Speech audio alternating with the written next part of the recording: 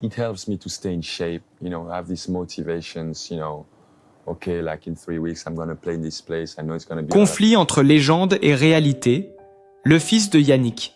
Noah brise le silence. C'est une révélation qui a fait l'effet d'une bombe dans le paysage médiatique français. Le fils de Yannick Noah vient de confirmer publiquement ce que beaucoup craignaient en silence. Derrière le sourire solaire et l'aura de champion, l'icône du tennis et de la chanson française fait face aux blessures irréversibles du temps. Maladie, douleurs chroniques, vieillesse assumée, mais difficile. Un aveu déchirant qui bouleverse autant qu'il interpelle. Yannick Noah n'est pas n'importe qui. Né en 1960 à Sedan, fils d'un footballeur camerounais et d'une enseignante française, il incarne depuis plus de 40 ans le mélange unique de charisme sportif et d'engagement artistique. Vainqueur historique de Roland-Garros en 1983, dernier Français à soulever le trophée, il est entré à jamais dans la mémoire collective. Mais sa carrière ne s'est pas arrêtée au cours de tennis. Chanteur à succès, militant humanitaire et figure populaire, Noah est devenu un symbole national, célébré pour sa joie de vivre, son énergie et sa proximité avec le public. Et pourtant, derrière l'image d'éternel jeune homme à la tresse iconique, la réalité est aujourd'hui plus sombre. Son fils, dans un témoignage aussi bouleversant qu'inattendu, a décrit un père fragilisé, marqué par des années d'efforts physiques et de tournées incessantes. Selon lui, la fatigue accumulée et les séquelles laissées par une vie à 200 à l'heure pèsent désormais lourdement. « Mon père souffre et il faut l'accepter », a-t-il lâché d'une voix tremblante. En quelques heures, l'onde de choc a envahi les réseaux sociaux et les rédactions. Les réactions des fans oscillent entre tristesse et sidération. « C'est un monument qui vacille », écrit un internaute bouleversé. D'autres parlent d'un coup de massue pour toute une génération qui a grandi avec ses victoires, ses chansons et ses sourires. Dans les médias, chroniqueurs et journalistes rivalisent de titres chocs, certains allant jusqu'à comparer cette révélation à un séisme émotionnel national. Ce qui frappe, c'est la brutalité du contraste. L'homme qui incarnait l'invincibilité sportive et la légèreté musicale se révèle soudain vulnérable, fragile, presque ordinaire. Une vérité qui dérange, mais qui ramène chacun face à la réalité implacable du latolan du temps qui passe. La scène s'est déroulée à Paris, lors d'une rencontre intime avec la presse, mais dont les échos se sont rapidement propagés à une vitesse vertigineuse. Ce soir-là, à la fin du mois de septembre 2025, le fils de Yannick Noah, visiblement bouleversé, n'a pas pu contenir ses larmes. Dans une atmosphère lourde, ponctuée par les crépitements des flashs et les murmures incrédules des journalistes présents, il a prononcé les mots que personne ne voulait entendre. « Mon père souffre au quotidien. À 65 ans, il vit avec des douleurs constantes. Ce n'est plus le même homme et c'est très difficile à accepter. » L'émotion était palpable. Certains témoins évoquent une salle soudain figée, comme suspendue à chaque syllabe. Le fils de Noah, d'ordinaire discret, s'est montré d'une sincérité désarmante. Il a parlé de ces nuits où son père peine à trouver le sommeil à cause de douleurs lombaires insoutenables, de ces matins où se lever devient une épreuve, de ces instants où les gestes les plus simples, monter un escalier, marcher sur de longues distances, paraissent insurmontables. Mais ce qui a choqué encore davantage, c'est la révélation sur l'état de sa voix. Jadis puissante, envoûtante, capable d'entraîner des foules entières dans une euphorie collective, elle est aujourd'hui brisée, abîmée par les années de tournée et les inflammations chroniques de la gorge. Son timbre unique ne reviendra jamais complètement, a avoué son fils d'une voix étranglée, ajoutant que même après de longs traitements, Les médecins ont confirmé une récupération partielle seulement. Cette confession a immédiatement déclenché une vague de réactions en chaîne. Sur les réseaux sociaux, le nom de Yannick Noah est devenu tendance mondiale en quelques minutes. Des milliers de messages affluent. Certains fans parlent d'une immense tristesse, d'autres confient leur sentiment d'avoir perdu une partie de leur jeunesse. Yannick, c'était la bande-son de nos étés, la fierté de nos cours de tennis, l'homme qui ne vieillirait jamais, écrit une internaute en larmes. Dans les médias traditionnels, l'affaire prend des proportions colossales. Les journaux télévisés ouvrent leurs éditions sur le visage du fils en pleurs, les radios consacrent des émissions spéciales à cette révélation. Les chroniqueurs sportifs rappellent le parcours titanesque de l'ancien champion, insistant sur le prix exorbitant qu'il paie aujourd'hui pour ses exploits passés. Le corps encaisse, mais il finit toujours par réclamer son dû, a résumé un ancien joueur de tennis, visiblement ému. Des images inédites commencent également à circuler, amplifiant l'effet de choc. On y voit Noah, filmé discrètement lors de récentes apparitions publiques, marchant avec difficulté, le regard assombri, loin de la silhouette athlétique et solaire qui avait marqué les esprits. Des témoins affirment même l'avoir aperçu utilisant une canne pour soulager ses déplacements, détail que son entourage avait jusqu'ici tenté de dissimuler. Là encore, la presse s'empare de ces fragments visuels comme de véritables preuves. L'idole vacille, titre un grand quotidien national. Le héros de Roland-Garros face à l'inexorable, renchérit un autre. Le contraste est cruel. Noah, celui qui, raquette en main, incarnait la fougue et la victoire, est désormais montré dans sa fragilité la plus humaine. Ses proches, eux, appellent à la pudeur. Plusieurs amis du chanteur et ex-sportif ont pris la parole pour dénoncer une chasse au malaise, mais n'ont pas démenti la gravité de la situation. L'un d'entre eux a confié sous couvert d'anonymat « Nous le voyons souffrir depuis plusieurs années, il cache énormément, il sourit devant les caméras, mais la réalité est dure. Ses enfants sont aujourd'hui obligés de dire ce qu'il ne peut plus taire. » Cette révélation résonne comme un coup de tonnerre dans une France qui a toujours placé Yannick Noah au rang de figure fédératrice.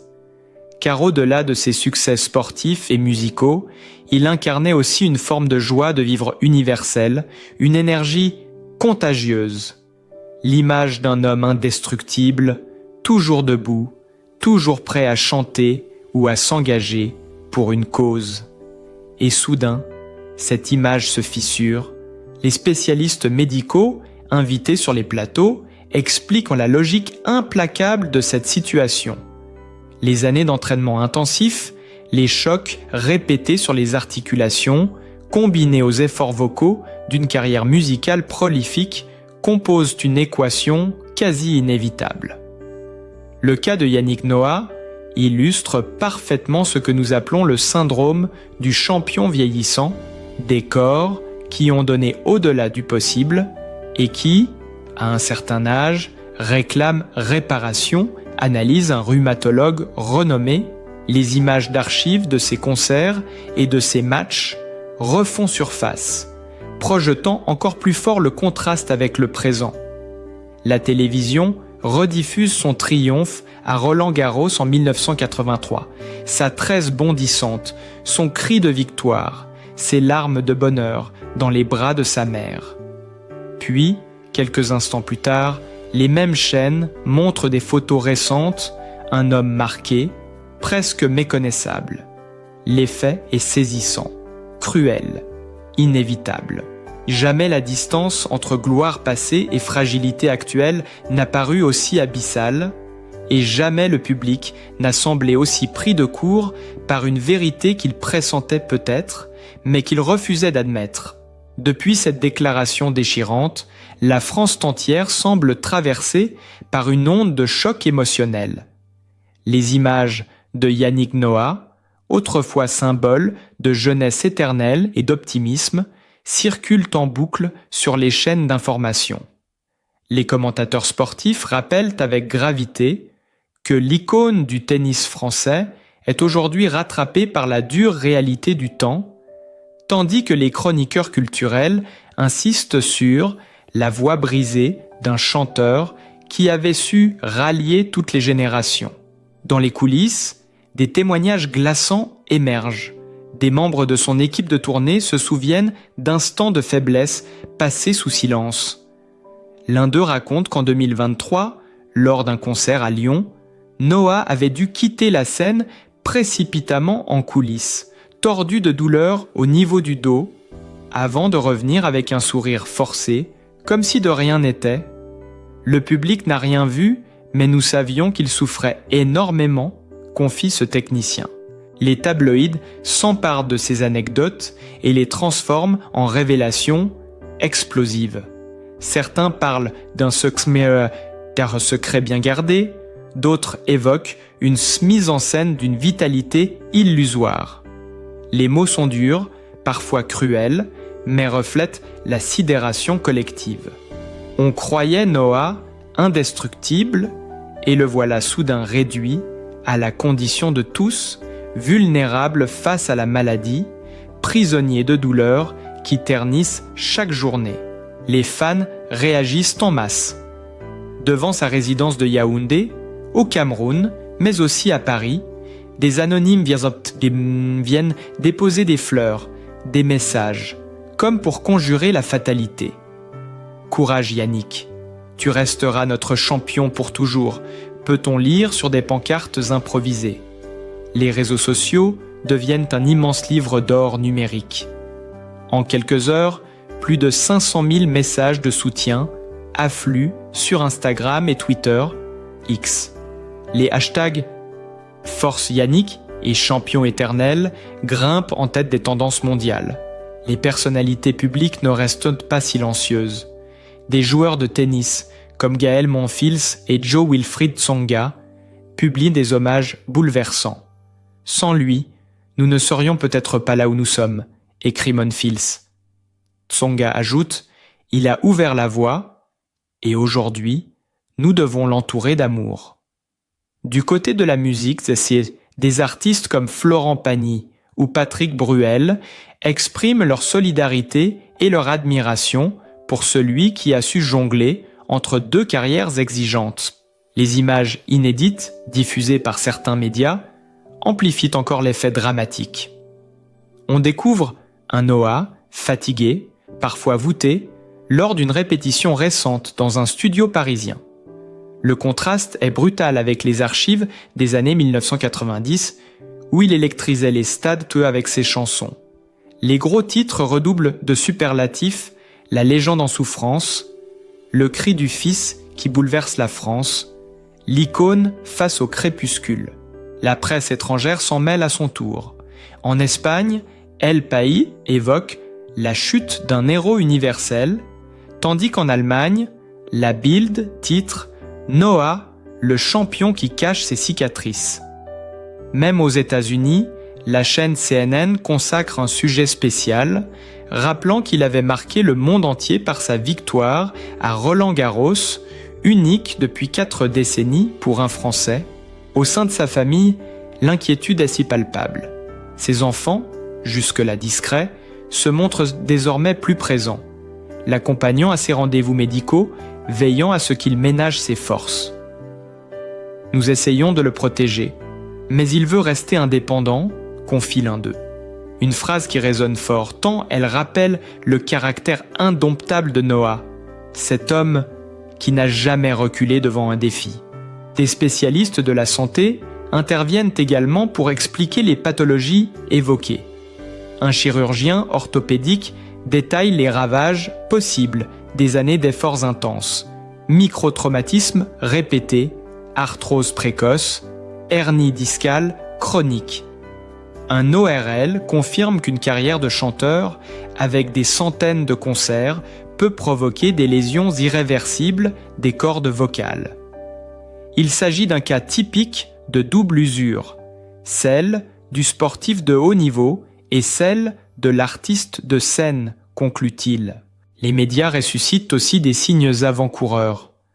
On se souvient de ces annulations de concerts soudaines en 2021 et 2022, officiellement pour raison personnelle. À l'époque, les spéculations allaient de bon train, mais personne n'avait imaginé que la situation était aussi grave. Aujourd'hui, ces épisodes prennent une toute autre dimension. Dans ce climat d'émotion nationale, des voix s'élèvent pour demander à respecter son intimité. Ne transformons pas la souffrance d'un homme en feuilleton médiatique, implore un éditorialiste. Mais l'effet boule de neige semble incontrôlable. Plus les proches appellent à la pudeur, plus la curiosité s'exacerbe. Les caméras traquent chacun de ses déplacements. Les paparazzis multiplient les filatures. Et chaque photo volée devient une exclusivité. Une image récente montrant Noah assis seul à la terrasse d'un café parisien, le regard perdu, a déclenché une avalanche de commentaires attristés. On dirait un homme brisé. Où est passé le sourire de notre champion ? L'onde de choc dépasse le cadre sportif et musical. Elle touche un pan entier de l'imaginaire collectif français. Car Yannick Noah, ce n'est pas seulement un champion et un chanteur, c'est aussi un symbole d'intégration, de métissage, de générosité.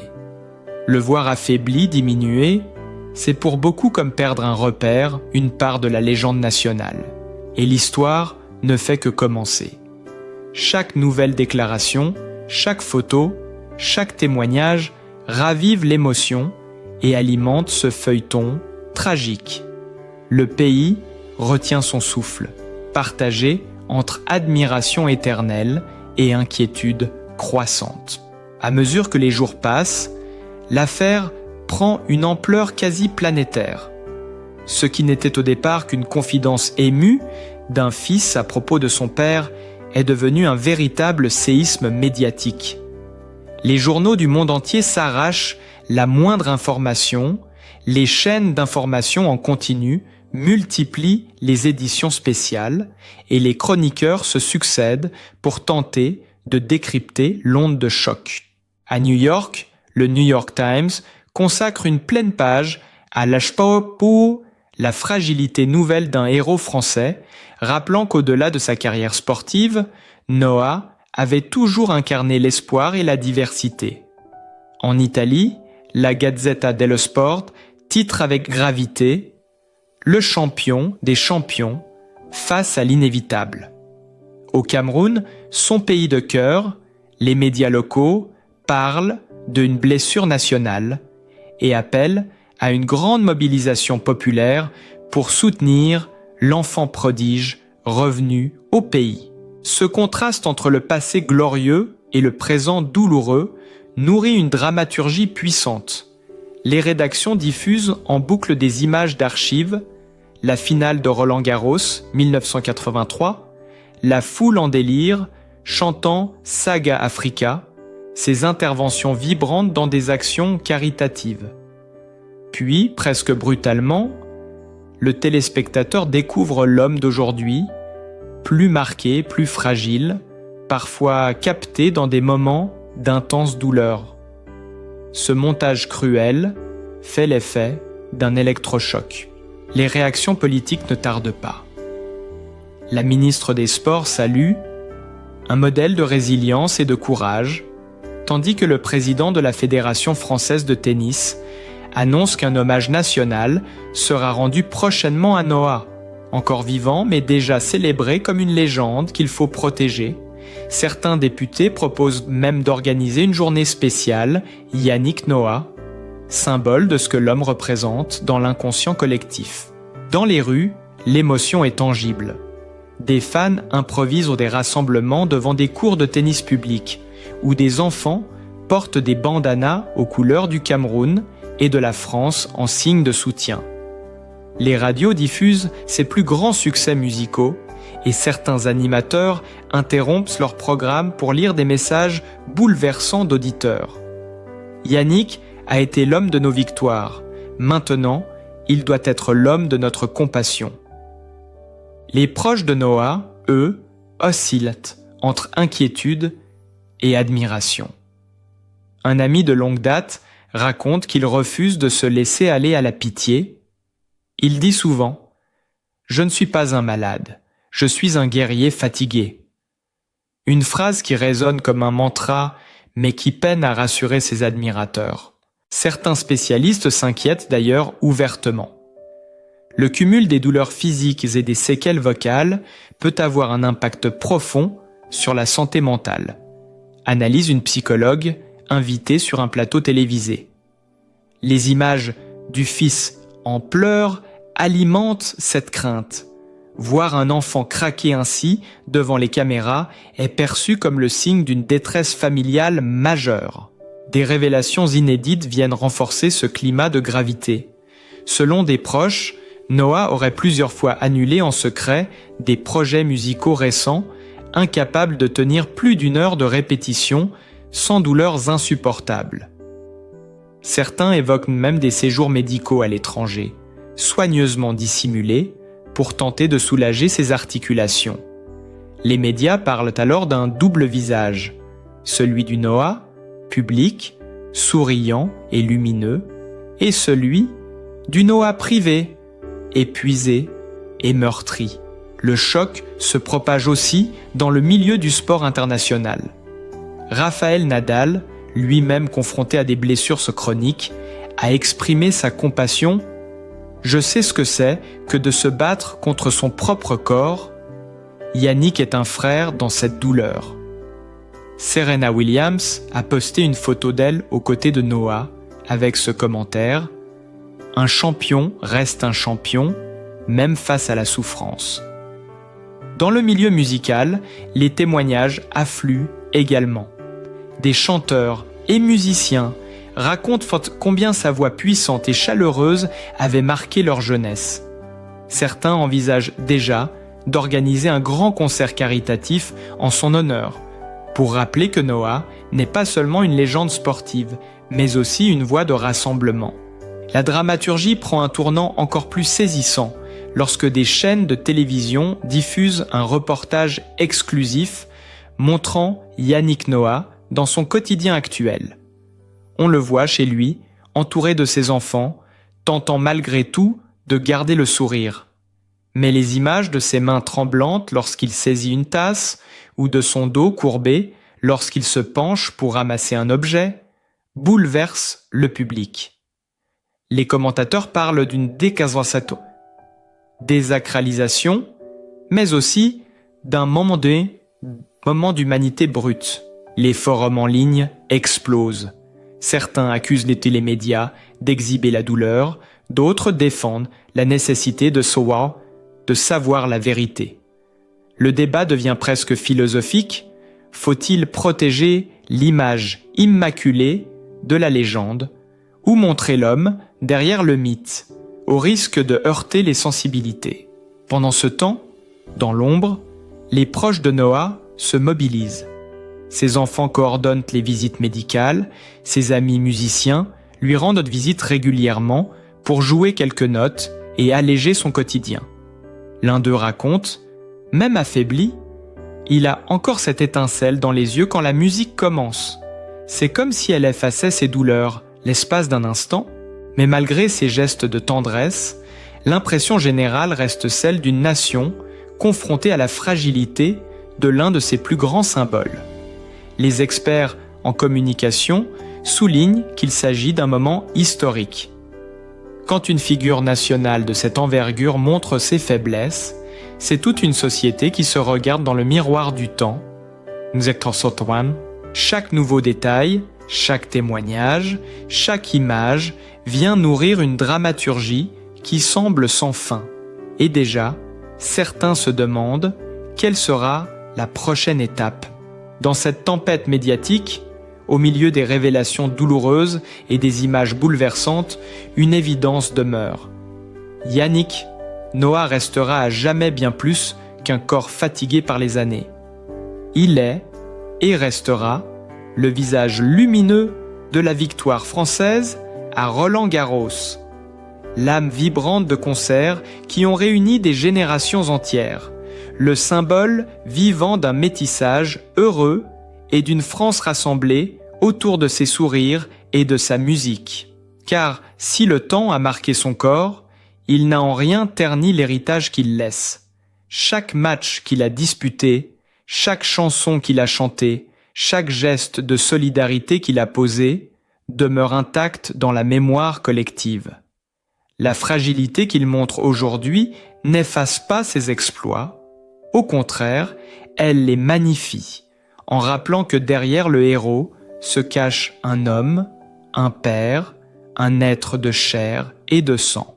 Les larmes de son fils ont touché le pays tout entier parce qu'elles disent une vérité universelle. Même les plus grands, ceux que l'on croit immortels, affrontent un jour la dure loi de l'âge et de la maladie. Mais loin de diminuer Yannick Noah, cette vérité le rapproche encore davantage de nous. Il n'est plus seulement une idole sur un piédestal, il est un compagnon de route, un miroir de notre propre humanité.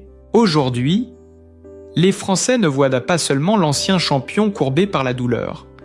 Ils voient l'homme qui, par sa passion, sa générosité et son énergie, a su transformer leur vie.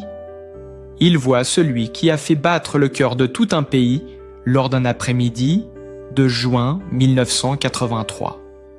Celui qui a fait danser des stades entiers au rythme de Saga Africa. Celui qui n'a jamais cessé de défendre des causes, de tendre la main, de prôner l'unité. Et c'est sans doute là le plus grand triomphe de Yannick Noah, avoir réussi à incarner la joie, l'espérance et l'amour, bien au-delà des victoires sportives ou des succès musicaux. Aujourd'hui, même diminué, il reste ce phare, cette lumière qui continue de guider et d'inspirer. L'émotion qui parcourt la France et bien au-delà prouve qu'il n'est pas seul dans cette épreuve. Derrière lui, des millions de regards d'auto veillent, des millions de voix murmurent « Courage, Yannick, nous sommes là ». Dans cette communion silencieuse, on retrouve la force d'une nation qui n'oublie pas ses héros et qui sait, au moment où ils vacillent, leur tendre la main. À travers cette vérité crue, c'est une nouvelle page qui s'écrit, une page faite de tendresse et de gratitude. Oui, Yannick Noah souffre. Oui, l'âge et la maladie le rattrapent, mais il reste pour toujours ce champion éternel qui a su unir, faire rêver et donner. Et à nous, spectateurs bouleversés, il revient de lui rendre cet amour, en continuant de chanter ses refrains, de célébrer ses exploits, de transmettre son histoire aux plus jeunes. Parce qu'un homme peut vieillir, mais une légende, elle, ne s'éteint jamais. Si cette histoire vous a ému, si vous souhaitez continuer à suivre les parcours de ces figures qui ont marqué notre mémoire collective, n'oubliez pas de vous abonner à la chaîne, d'activer la cloche pour ne manquer aucune nouvelle vidéo et de liker et partager ce contenu pour faire vivre ensemble l'émotion et la solidarité. Yannick Noah reste parmi nous, non pas seulement dans la douleur du présent, mais dans la lumière éclatante de tout ce qu'il a offert au monde. Et c'est ainsi que nous devons le voir, aujourd'hui et pour toujours.